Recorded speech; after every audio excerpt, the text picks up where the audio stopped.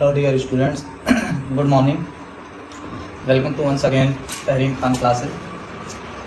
Dear students, पिछले lecture में हमने नंबर सिस्टम डिस्कस किया आप लोगों से.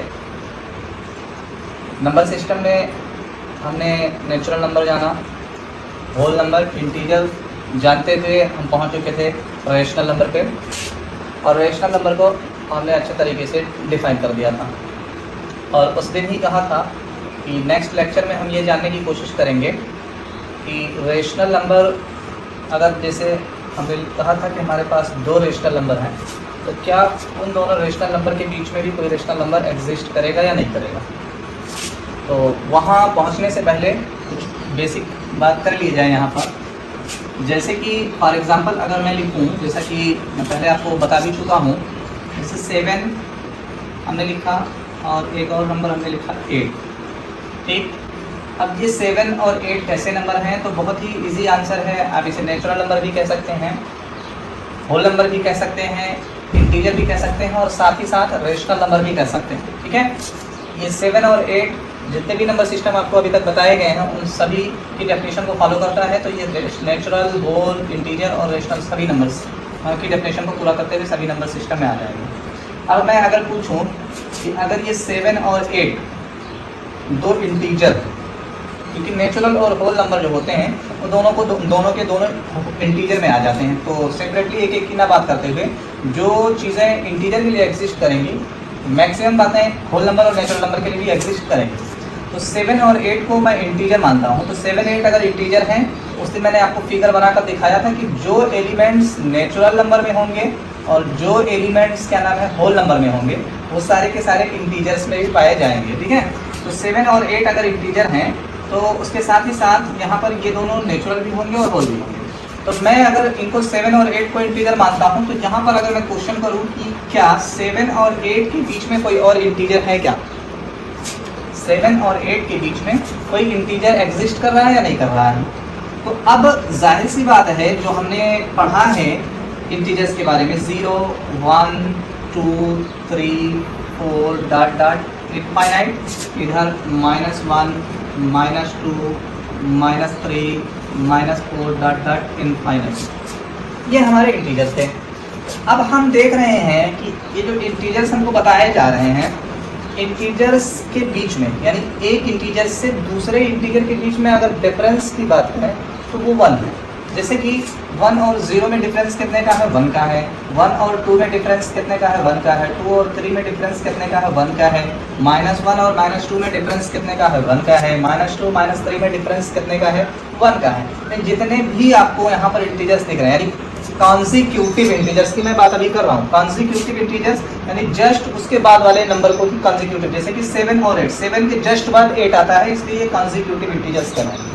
तो अगर हमारे पास 2 कॉन्जिक्यूटिव इंटीजर्स हों या 3 कॉन्जिक्यूटिव इंटीजर्स हों, तो फिर उनके बीच में कोई इंटीजर एग्जिस्ट नहीं करता है. जैसे 7 और 8 हमने ले लिया, इनके बीच में कोई इंटीजर एग्जिस्ट नहीं करेगा. इसी तरीके से मैं ले लूँ 13, 14 ले लूँ, फॉर एग्जाम्पल हमने लिया, तो क्या 13 और 14 के बीच में कोई इंटीजर एग्जिस्ट करेगा. तो सीधा सा आंसर होगा 14 - 13 या करूँ अगर मैं, तो डिफरेंस 1 मिलेगा. यानी बात क्लियर है कि इसके बीच में भी कोई इंटीजर नहीं है, यानी ये क्या है, दोनों कॉन्जिक्यूटिव इंटीजर हैं. यहाँ से क्या पता चला कि अगर हमारे पास 2 कॉन्जिक्यूटिव इंटीजर हैं, या फिर 2 या 2 से ज़्यादा कॉन्जिक्यूटिव, आप ले लें 2 या 2 से ज़्यादा कॉन्जिक्यूटिव इंटीजर हैं, या नेचुरल नंबर, होल नंबर जो कुछ भी है, तो फिर उनके बीच में कोई दूसरा नेचुरल नंबर, होल नंबर या इंटीजर नंबर एग्जिस्ट नहीं करेगा. लेकिन अगर जैसे कि यही कॉन्जिक्यूटिव ना हो करके, जैसे कि मैं पूछूं, आपको एक इंटीजर दे दिया 4 और एक इंटीजर दे दिया 11. अब मैं पूछूं कि are there any integer exist in between 4 and 11? Is there any integer exist in between 4 and 11? तो सीधी सी बात है कि आप कैसे पता करेंगे कि इनके बीच में कोई इंटीजर है कि नहीं है. तो अगर मैं यहाँ पर इन दोनों का डिफरेंस निकालूं, तो 11 - 4 करूंगा तो कितना आएगा, देखिए 1 - 4 होगा नहीं, तो 11 - 4 7 है, 11 - 4, यानी इनका डिफरेंस 1 ना होकर के कितना 7 है। और यहीं से बात क्लियर हो गई कि इसके बीच में 4 और 11 के बिटवीन में अभी कई ऐसे इंटीजर्स एग्जिस्ट कर रहे हैं। अब वो कौन कौन है, तो वो पता करने के लिए आपको क्या करना है, जैसे कि 4 है, इसमें हम अगर +1 करें तो क्या मिल जाएगा 5, 5 में +1 करें तो 6, 6 में +1 करेंगे 7, 7 में +1 करेंगे तो 8, 8 में +1 करें तो 9, 9 में +1 करें तो क्या मिल जाएगा 10। अब जो इन दोनों ही नंबर्स के बीच में इंटीजर्स एग्जिस्ट कर रहे हैं वो हमारे सामने निकल कर आ चुके हैं कि 4 और 11 के बीच में 6 इंटीजर एग्जिस्ट कर रहे हैं। अच्छा, अगर जैसे कि ये चीज हमें जैसे कि अभी बहुत छोटा नंबर था भाई, बहुत कम डिफरेंस हमने दिया था, तो आसानी से लिख के हमने पता कर लिया कि 5, 6, 7, 8, 9, 10। लेकिन अगर जैसे कि मैं दे दूं कि is there are there any how many integers exist in between 50 and 145। हमने कहा how many integers exist in between 15 and 145। तो यहाँ पर देखिए 11 और 4 का डिफरेंस केवल 7 था, यानी हमने लिख करके जल्दी से पता कर लिया। अब देखिए पहले इनका डिफरेंस निकालते हैं कि इनका डिफरेंस कितना है। यहाँ पर आके देखिए 145 माइनस 15, 5 माइनस 5 0, 4 माइनस 1 और 1। अब 130 इनके बीच का डिफरेंस 130 है। तो अब हमें कैसे पता चले कि कितने नंबर्स ऐसे हैं जो इन बिटवीन 15 और 145 के बीच में एग्जिस्ट कर रहे हैं।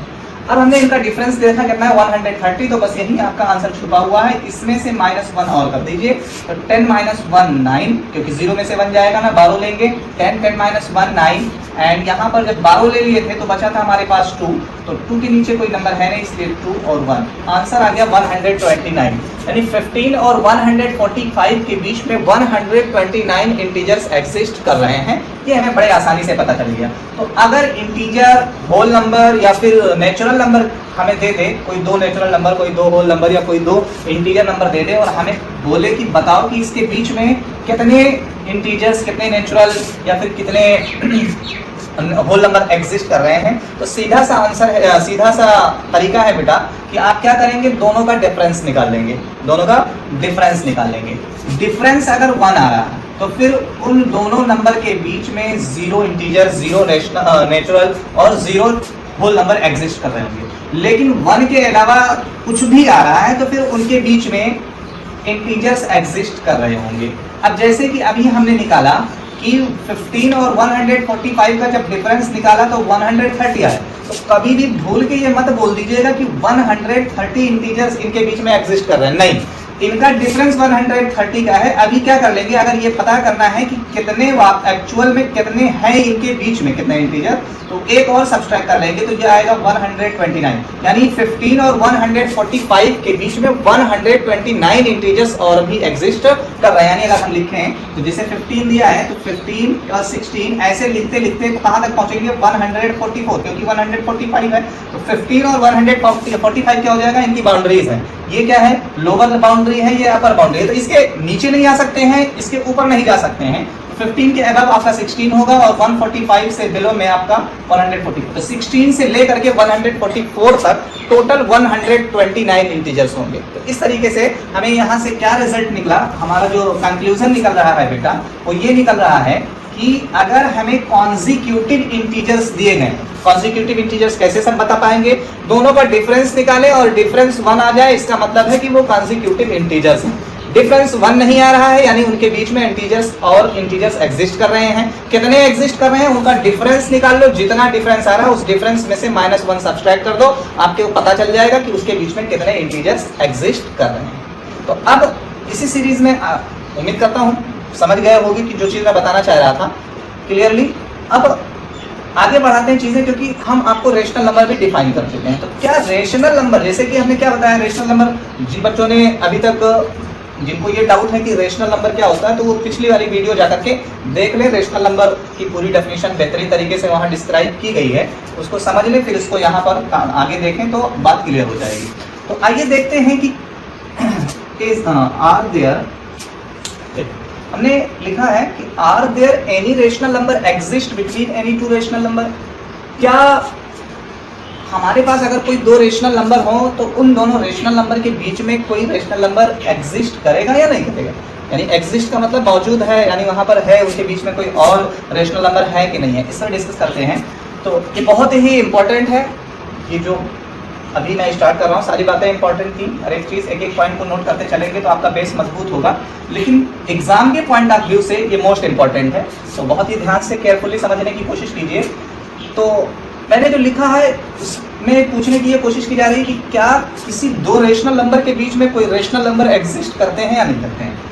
तो यहाँ जो आपका आंसर है बेटा वो ये है कि किसी भी दो रेशनल नंबर के बीच में रेशनल नंबर, अब यहाँ पर वो सवाल नहीं है इंटीजर वाला, यहाँ पर वो क्वेश्चन नहीं उठेगा कि कंसेक्यूटिव और डिफरेंस, यहाँ वो सब मैं नहीं करवा रहा हूँ। सीधी सी बात आप ये जानिए कि कोई भी दो रेशनल नंबर आपको दिए गए हैं तो उनके बीच में रेशनल नंबर एग्जिस्ट करेंगे। तो अब रेशनल नंबर एग्जिस्ट करेंगे कोई से भी, वो कंसेक्यूटिव हो या फिर नॉन कंसेक्यूटिव रेशनल नंबर। जैसे कि वहां पर कंसेक्यूटिव इंटीजर्स की बात हमने की तो कंसेक्यूटिव इंटीजर्स के बीच में कोई इंटीजर एग्जिस्ट नहीं कर रहे थे, नॉन कंसेक्यूटिव इंटीजर्स की बात की तो इंटीजर्स एग्जिस्ट कर रहे थे। लेकिन रेशनल नंबर में चाहे आपके दो कंसेक्यूटिव रेशनल नंबर हो या दो नॉन कंसेक्यूटिव रेशनल नंबर हो, उनके बीच में रेशनल नंबर एग्जिस्ट करेंगे। पहली बात हो गई। दूसरी बात ये, दूसरा क्वेश्चन ये होता है, दूसरा क्वेश्चन ये बन रहा है यहाँ पर कि जब दो रेशनल नंबर के बीच में रेशनल नंबर एग्जिस्ट कर रहे हैं तो फिर सवाल इस बात का है कि कितने रेशनल नंबर एग्जिस्ट कर रहे हैं। ठीक है, तो यहाँ पर मैं पॉइंट बना करके लिख दे रहा हूँ।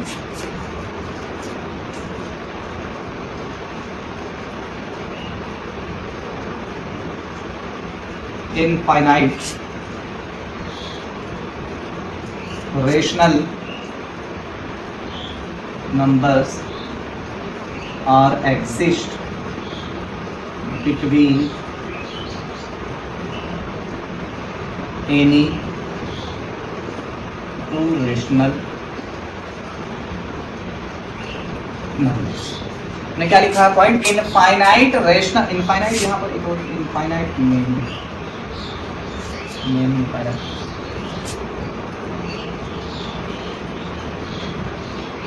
Infinite many rational numbers are exist between any two rational number, यानी कोई भी दो रेशनल नंबर। यहाँ पर ये क्वेश्चन आपको करने की जरूरत नहीं है कि वो कॉन्जिक्यूटिव है या नॉन कॉन्जिक्यूटिव है। यहाँ सीधी सी बात, कोई भी एनी टू लिखा गया, एनी टू, कोई भी दो रेशनल नंबर है तो उनके बीच में 1 2 3 4 5 6 7 8 9 10 यानी जितना हम नंबर जानते हैं, जितनी हम काउंटिंग कर सकते हैं उतने नहीं, इनफाइनाइट मेनी, यानी उनकी कोई काउंटिंग नहीं है किसी भी दो रेशनल नंबर। ध्यान से सुनिए, कोई भी दो रेशनल नंबर हो, उन दोनों ही रेशनल नंबर के बीच में इनफाइनाइट, अगर हमसे कोई पूछे, कोई प्रश्न कर रहा है, कोई क्वेश्चन हमसे कर रहा है कि ये एक rational number a by B है और एक rational number c by D है, ठीक है, इन दोनों ही रेशनल नंबर के बीच में कितने रेशनल नंबर हैं हमको बताइए। तो आपका सीधा सीधा आंसर होना चाहिए कि इन दोनों ही रेशनल नंबर के बीच में इनफाइनाइट मेनी रेशनल नंबर है।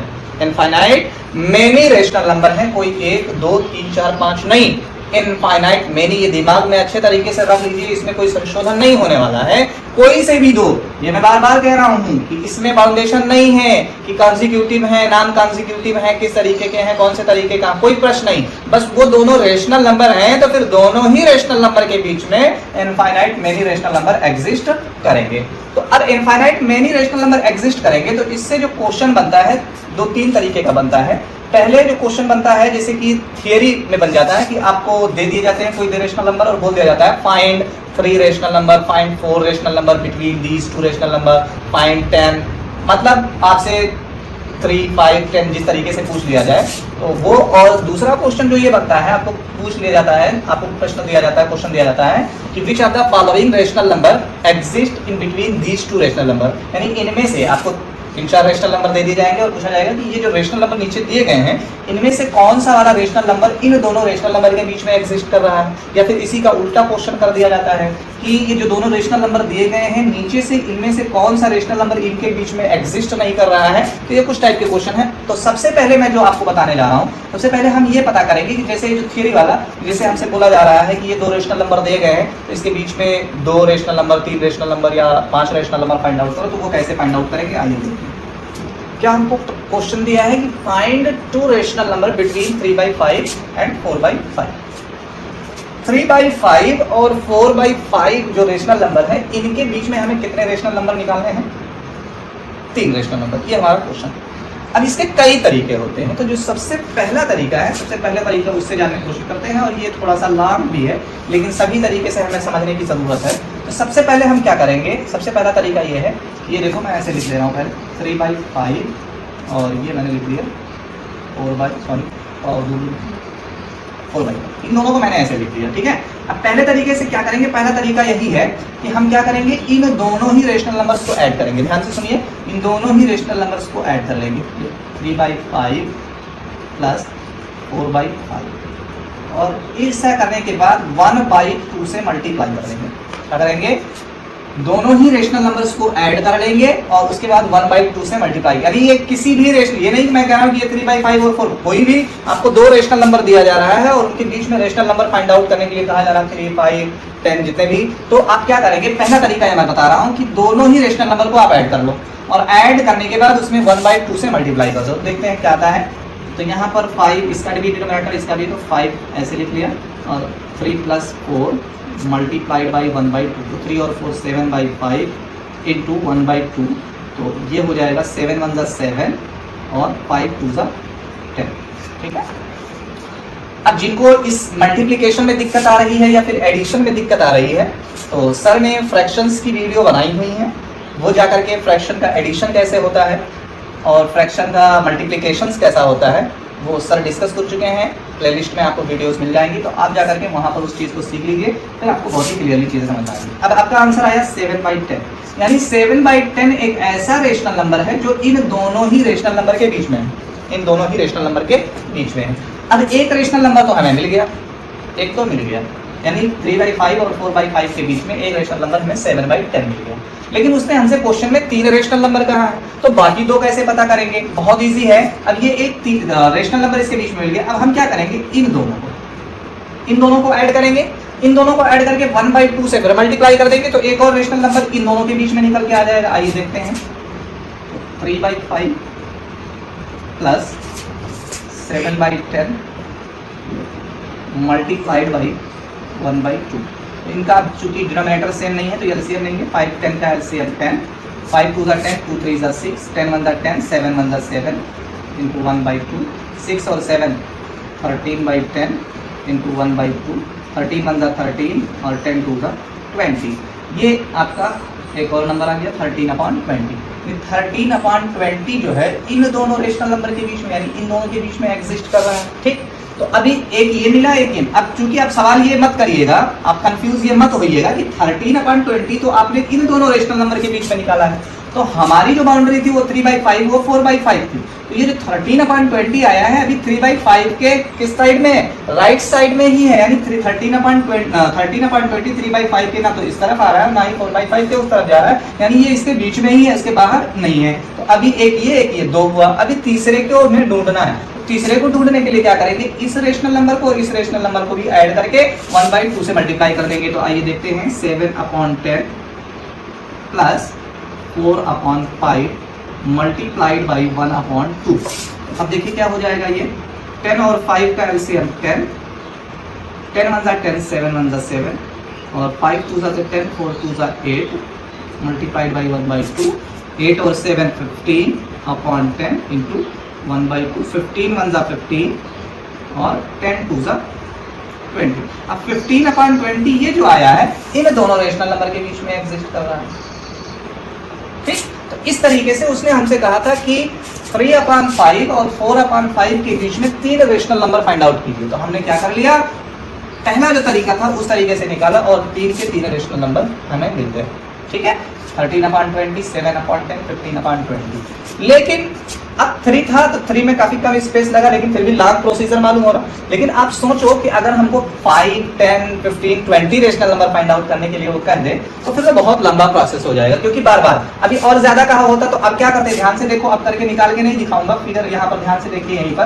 तो अब जैसे कि अभी और इनके बीच में 4/5 और 3/5 के बीच में और भी रेशनल नंबर फाइंड आउट करने हैं, तो अब क्या करेंगे, देखिए अब इन्हीं में से इन दोनों को ऐड कर लेंगे, इन दोनों को ऐड करेंगे तो इन दोनों के बीच में एक यहाँ पे आएगा, फिर क्या करेंगे, मान लो यहाँ पे ये कोई मान लो कि ये एक रेशनल नंबर के आ जाएगा, ठीक, a बाई बी, ठीक। फिर क्या करेंगे, इन दोनों को ऐड कर लेंगे, इन दोनों को ऐड करने से मान लो एक rational number c by D आ जाएगा। फिर इन दोनों को ऐड कर लेंगे, इन दोनों को ऐड कर लेंगे, मान लो e बाई f एक रेशनल नंबर इन दोनों के बीच में आ जाएगा। फिर इन दोनों को ऐड कर लेंगे, इन दोनों को ऐड करने से मान लो g बाई h एक रेशनल नंबर आ जाएगा, ठीक है। तो अभी खत्म नहीं हुआ कि अब खत्म हो गया अब नहीं निकाल सकते आप, तो ऐसे आपको पेयरिंग, एक नया रेशनल नंबर आने से एक नया पेयर बनता जाएगा, उन दोनों नए को ऐड करो, नए वालों को ऐड करके 1/2 से मल्टीप्लाई करो, ऐसे ही रेशनल नंबर्स निकलते रहेंगे। लेकिन ये प्रोसेस बहुत ही लॉन्ग है, मैं उम्मीद करता हूँ क्लियरली समझ में आ गया होगा। तो ये एक लॉन्ग प्रोसीजर है, लेकिन फिर भी आपको इसे जानते रहना है कि कभी कभी क्या होता है, केवल एक ही रेशनल नंबर पूछता है तो आसानी से जल्दी से दोनों को ऐड करके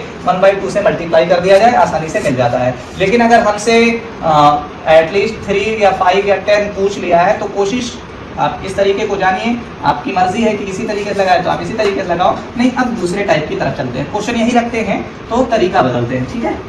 टाइप सेकंड वाले से जानने की कोशिश करते हैं, कैसे हम पता करेंगे। टाइप सेकंड ये है बेटा कि 3/5 और 4/5 हमको दिया है। अब 3/5 और 4/5 के बीच में कितने रेशनल नंबर एग्जिस्ट कर रहे हैं, एक तरीके से हमने जान लिया।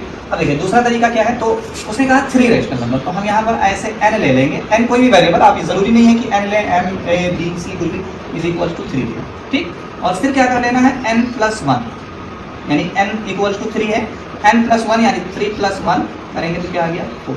अब ये 4 जो हमें मिल गया है, ध्यान से सुनिए, ये n इक्वल टू 3, उसने अब ये 3 कहाँ से हमको मिला, तो ये 3 इसने क्वेश्चन में दिया, फाइंड, सॉरी मैंने गलत लिख दिया है, यहाँ पर 3 लिख दे रहा हूँ, फाइंड 3 था, sorry, find 3 rational number between 3/5 and 4/5 था, वो मैं 2 लिख दिया था, सॉरी, ठीक है। तो अब ये 3 हमें कहाँ से मिला, तो 3 हमें क्वेश्चन से मिला है कि उसने कहा है find 3 rational number between 3/5 and 4/5, okay. तो ये n इक्वल टू 3 हमने, अब ये n आप दिमाग में ये मत लीजिएगा कि n ही क्यों, कोई भी वेरिएबल आप ले लीजिए, ठीक है, आप a ले लीजिए, m ले लीजिए, e इक्वल टू मान लीजिए, q z जो भी आप मानना चाहें मान लीजिए। अब उसी में हमने क्या कर दिया, इसी n+1 कर दिया, यानी 3+1 इक्वल टू 4। अब ये 4 जो आया है, इस 4 को हमें क्या करना है, हम देखो इस 3/5 में ऊपर नीचे 4 से मल्टीप्लाई कर देंगे, अब मल्टीप्लाई करेंगे तो क्या आ जाएगा, 3 4 12 और 5 4 20। इसी तरीके से इसमें भी वही काम कर लेंगे, 4/5 दिए हैं और इसमें भी ऊपर नीचे क्या कर देंगे, 4 से मल्टीप्लाई कर देंगे, तो ये आ जाएगा 4 4 16, 4 4 16 और ये आ जाएगा 5 4 20। तो अब ये 12/20 और ये बन गया 16/20। इनके बीच में हमें कितने लिखने थे, 3 लिखने थे, ठीक है। तो 12 के बाद क्या आता है बेटा, 13/20, 14/20 और 15/20। देखिए कितने आसानी से हमने इन्हीं दोनों रेशनल नंबर के बीच में 3 रेशनल नंबर फाइंड आउट कर दिए।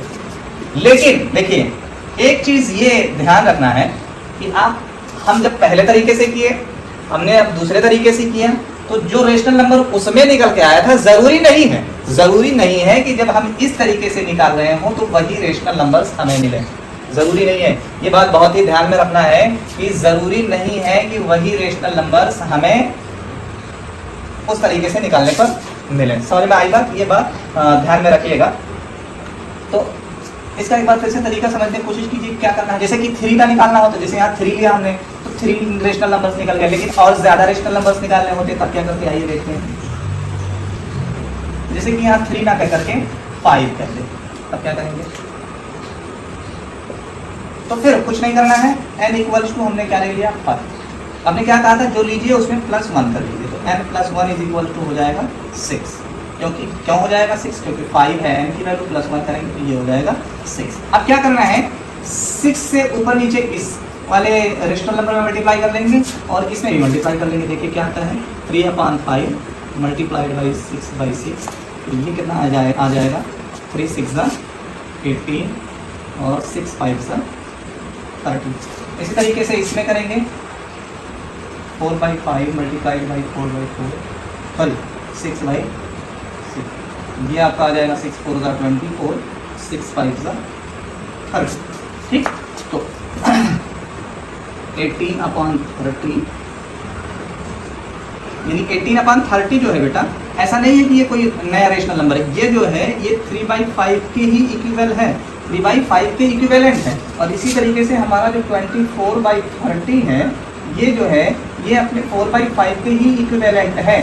ठीक है, आप जब फ्रैक्शंस पढ़े होंगे तो फ्रैक्शंस में इक्विवेलेंट फ्रैक्शंस पढ़ा होगा, और नहीं जानते हैं तो वीडियोस पढ़ी हुई हैं, वीडियोस में देख लीजिए कि इक्विवेलेंट फ्रैक्शंस क्या होते हैं। उसी कॉन्सेप्ट से यहाँ पर इनको इक्विवेलेंट रेशनल नंबर यानी 3/5 का इक्विवेलेंट रेशनल नंबर ये है, और 4/5 का इक्विवेलेंट रेशनल नंबर 24/30 है। तो अब ये 18/30 है, 24/30 इसी को कंटिन्यू कर देंगे, 19/30, 20/30, 21/30 और 22/30, ठीक, और 23/30। अब काउंट कर लीजिए 1 2 3 4 5, उसने 5 कहा था। यानी इस तरीके से करने से क्या चीज हमें पता चल रही है कि एग्जैक्टली यानी जितने हमें जरूरत होती है जितने रेशनल नंबर की, उतने रेशनल नंबर ही एग्जैक्टली निकल के हमारे पास आ जाते हैं। इस तरीके से क्या हो रहा है कि जितने एग्जैक्टली रेशनल नंबर की रिक्वायरमेंट हमें होती है, एग्जैक्टली उतने ही रेशनल नंबर निकल के, देखिए पिछली बार 3 रेशनल नंबर्स की रिक्वायरमेंट थी तो एग्जैक्टली 3 रेशनल नंबर निकल के आए थे। इस बार 5 रेशनल नंबर की रिक्वायरमेंट थी तो हमने वो 5 लेकर के n+1 किया तो 6 आया, 6 से ऊपर नीचे इसमें मल्टीप्लाई किया, इसका इक्विवेलेंट फाइंड आउट किया, 6 से ऊपर नीचे इसमें मल्टीप्लाई करके इसका इक्विवेलेंट फाइंड आउट किया, और इक्विवेलेंट फाइंड आउट करने से हमें क्या मिला कि एग्जैक्टली 5 रेशनल नंबर। अब इसका ये मतलब मत निकालिएगा कि इनके बीच में केवल 5 ही रेशनल नंबर एग्जिस्ट कर रहे हैं, नहीं। जो हमने पहला पॉइंट आपको लिखवाया है कि इनफाइनाइट मेनी रेशनल नंबर, कोई भी 2 रेशनल नंबर होंगे उनके बीच में अनंत यानी उनकी कोई लिमिट नहीं है, अनलिमिटेड कह सकते हैं आप, अनलिमिटेड रेशनल नंबर्स होंगे। तो ये मत सोचिएगा कि उधर बताया गया कि अनलिमिटेड रेशनल नंबर से और यहाँ सिर्फ 5 दिखा रहे हैं, कह रहे हैं कि यहाँ पर लिमिट है, इससे आगे आप नहीं जा सकते। तो सही है, इस तरीके से हमने किया है इसलिए ये 5 निकल के आ रहे हैं, ऐसा नहीं कि यही 5 है। अभी आप इनके बीच में और अब 5 इनके बीच में और कैसे अगर हम पता करना चाहें, देखिए हमने क्या कहा, एनी 2 रेशनल नंबर के बीच में इनफाइनाइट। अरे भाई इसके बीच में हमने 5 निकाला, अब ये नए 5 रेशनल नंबर आए हैं तो फिर एक नया पेयर बनता जाएगा, इन दोनों का पेयर बनाएंगे, इनके बीच में रेशनल नंबर आएगा, फिर आएगा तो फिर वो आएगा तो फिर दोनों के साथ एक एक करके पेयर बनाएगा, फिर उसके बीच में एक आएगा, फिर इन दोनों को ले लो, इनकी पेयरिंग हो गई, इनके बीच में आएगा इसका ये दोनों नए वाले निकल के आएगा, इन दोनों का पेयरिंग कर सकते हो आप। इसी तरीके से इनका यानी पेयरिंग होती है, इसमें पेयर क्या, एक रेशनल नंबर दूसरे नंबर से पेयर बना लेता है, और पेयर बना लेता है तो उसमें कोई ना कोई रेशनल नंबर उनके बीच में एग्जिस्ट करने लगता है। तो कोई भी 2, ये 2 लिए थे, इनके बीच में ये इतने हमने दिखाए, अभी और भी आप दिखा सकते हो। इसी तरीके से इन दोनों में जितने हमने निकाले हैं इनमें से किसी 2 को पिक कर लीजिए, उन दोनों के बीच में भी बहुत सारे, जैसे कि ले रहे हैं, जैसे कि 18/30 और 19/30, ये है, इन दोनों को पिक कर ले रहे हैं, 18/30 और 19/30, 18/30 और 19/30 है। क्या इन दोनों के बीच में कितने रेशनल नंबर एग्जिस्ट कर रहे हैं? चलिए 5 कहा, 5 ही निकाल के दिखाते हैं आपको, ये देखते हैं। तो ये तो सेम रहेगा, n = 5 और 5 + 1। अब देखिए इसको चेंज कर लें, ठीक है, ये आपका हो जाएगा 18/30 और एक दिया है 19/30। अब क्या करेंगे, इसके इक्विवेलेंट फ्रैक्शन को फाइंड आउट करेंगे, तो 18/30 मल्टीप्लाई करेंगे 6/6, तो 18 6 108 और 36 180। इसी तरीके से 19/30 इंटू 6/6, 19 6 114 और 36 180। क्या मिल गया हमको कि जो 18/30 का इक्विवेलेंट है वो कितना आ गया, इसका इक्विवेलेंट है 108/180। इसी तरीके से 114/180 इक्विवेलेंट है किसके, 19/30 के। तो इनके बीच में देखिए 109/180, 110/180, 111/180, 112/180, 113/180। देखिए उन दोनों जो 3/5 और 4/5 के बीच में जो 2 रेशनल नंबर हमने 5 निकाले थे, 5 में से उनमें से 2 को पिक कर लिया, उन 2 के बीच में भी हमने 5 निकाल के दिखा दिया। ऐसे फिर इनमें से किसी 2 को पिक कर लीजिए, यानी आप निकालते रहोगे आप अपनी पूरी लाइफ किसी भी 2 रेशनल। अब ये जो निकल के आए हैं, ये वाले जो रेशनल नंबर्स निकल के आए हैं, ये एक्चुअल में अभी आपको 18/30 और 19/30 के बीच के हैं, लेकिन एक्चुअल में अगर हम बात करें तो जो हमारा पहला था 3/5 और 4/5, ये दोनों थे मेन, इनके बीच में ये वाला और ये वाला निकल के आया था, फिर इनके बीच में इतने सारे हमने निकाल लिए। तो अब जाहिर सी बात है कि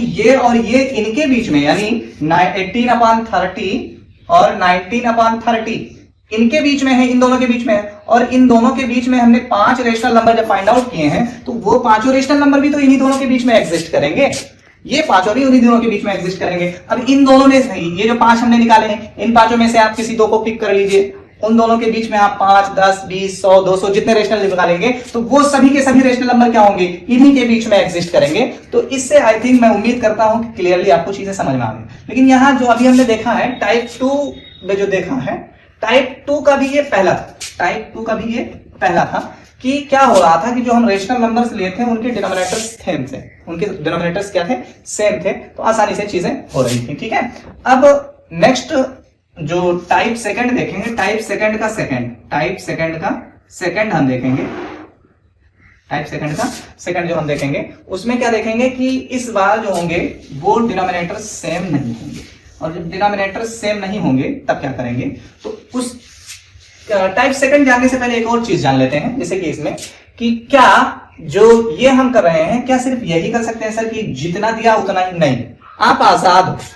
ऐसा करने से क्या हो रहा है कि n इज इक्वल टू, जितना उसने कहा n is equal to 5, n plus 1 is equal to 6, ऐसा करने पर क्या हो रहा है, एग्जैक्टली जितने की रिक्वायरमेंट है उतने हमको मिल रहे हैं। लेकिन हम क्या करें, हम चाहें तो अगर जैसे कि हमें ये ऐसे फ्रैक्शन ऐसे 2 रेशनल नंबर्स दिए गए हो जिनके डिनोमिनेटर सेम हो, जैसे कि a बाई बी और दूसरा दिया हुआ हो c बाई बी, अब दोनों के सेम है, तो अब आपको जितना कहा है उसने, आप वो n इज इक्वल टू उतना टेक करके करेंगे तो एग्जैक्टली उतना निकल जाएंगे। और नहीं तो सबसे बेहतरीन तरीका ये है कि जो आपको दिया गया है उसमें क्या कर लो, जैसे कि ये दिया है तो इसको 10/10 से, ठीक है, और c बाई बी को भी 10/10 से मल्टीप्लाई कर लो, 10/10, तो इनके बीच में कई सारे रेशनल नंबर आपको बन जाएंगे, पेयर बन जाएगा, आप देखेंगे कि सीरीज बन जाएगी, उस सीरीज को कंटिन्यू करेंगे तो कई सारे रेशनल नंबर, यानी किसी, बस एक चीज ध्यान रखना है कि जिस नंबर से इसमें मल्टीप्लाई कर रहे हो ऊपर नीचे, उसी सेम नंबर से दूसरे वाले रेशनल नंबर में भी मल्टीप्लाई करना है, इतना ध्यान रखना है, गलत नहीं होगा। लेकिन पता लगे कि इसमें किसी दूसरे से मल्टीप्लाई कर दिया,